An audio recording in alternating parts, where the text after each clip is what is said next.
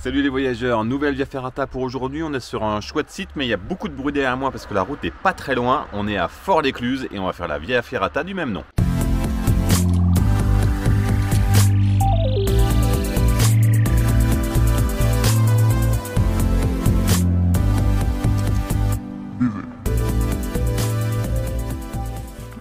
C'est une petite Via Ferrata, cotation AD, assez difficile, K3.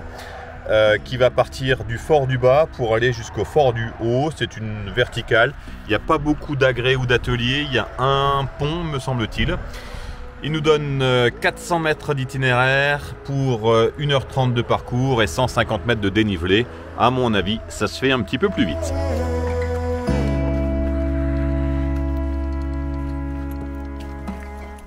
L'avantage avec cette Via Ferrata, c'est que le chemin d'accès est très court, il y a 5 minutes. Et le chemin de retour est pas très long. Et puis on a une belle vue sur le Rhône et le château.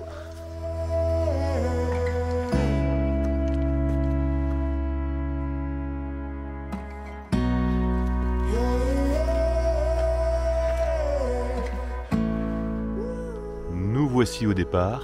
On est vraiment, mais alors vraiment, juste au-dessus du château fort. Ils ont divisé le parcours en 4 tranches A, B, C ou D. Si jamais vous avez un problème, vous avez besoin de secours, c'est bien de préciser où vous êtes. Et la Via Ferrata, on la devine dans ce premier éperon plutôt vertical.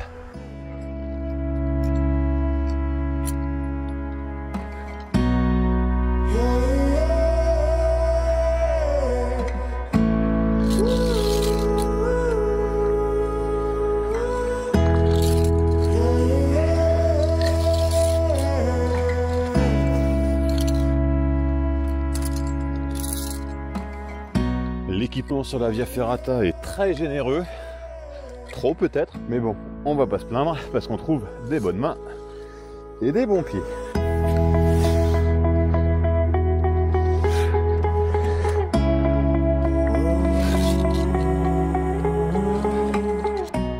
Ici aussi, on retrouve très fréquemment des queues de cochon sur le parcours, ce qui est plutôt très pratique si on a besoin de progresser en cordée.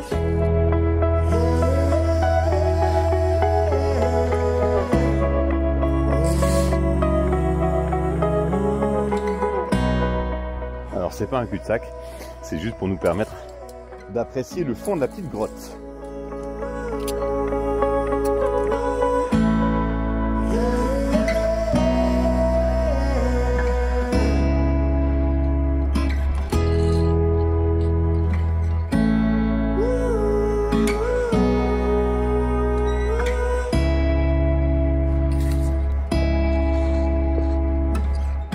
Comme je vous le disais en présentation de la Via Ferrata tout à l'heure, le cadre est très agréable. Hein. On a là-bas au loin les sommets enneigés des Alpes et puis devant nous ce que le calcaire sait faire de mieux en hexagone.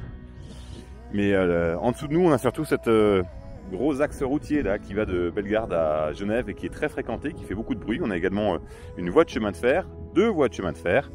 Et puis comme on n'est pas très loin de Genève, on a quelques avions qui volent dans le ciel.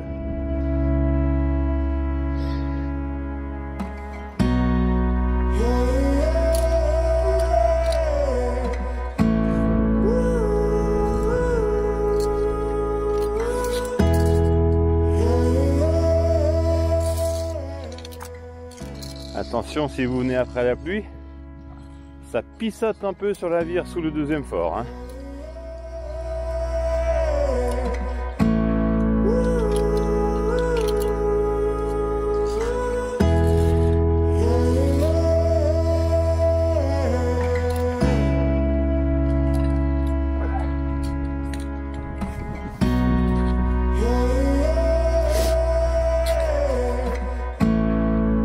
La petite poutre du parcours, seul agrès d'ailleurs du parcours, elle permet d'enjamber une cavité qui a été creusée pour l'aspect défensif du fort. Et là, ça devait être des canons parce qu'on a plam, on le voit, oui, pile l'axe sur la route. Allez, j'y étais mes 10 ans. Il y a un pont de singe encore.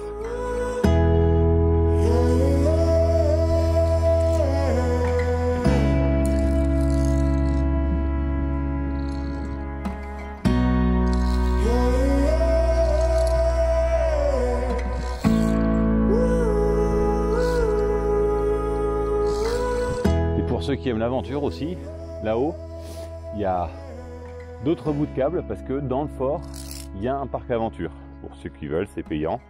La Via Ferrata est en accès libre, mais il y a le parc aventure du fort qui, lui, est payant.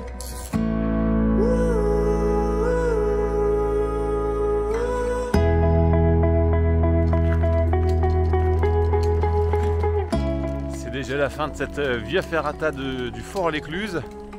Alors on aura mis 45 minutes pour réaliser le parcours du début de la Via Ferrata jusqu'à la fin de la Via Ferrata. Il y a à peu près 3 minutes de marche d'approche. Et puis le retour, là, ils mettent une petite quinzaine de minutes sur un bon sentier. Donc voilà, une partie derrière moi.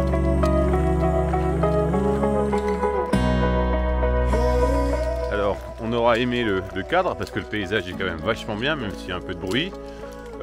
J'ai bien aimé les... deux petits passages un peu ténueux, ils sont assez courts. Ça justifie peut-être que la cotation soit AD, sinon franchement le reste c'est vraiment très simple d'accès. On n'a pas aimé trop de fractionnement. Il y a beaucoup trop de moments où on est obligé de changer de câble pour nos longes. Et j'ai l'impression que c'est pas toujours justifié, mais ça n'est que mon avis à moi. On n'a pas aimé le bruit, ça vous l'aurez compris, sinon l'équipement est très bon, il n'y a pas de problème. N'hésitez pas à venir faire un tour, ça se fait très vite.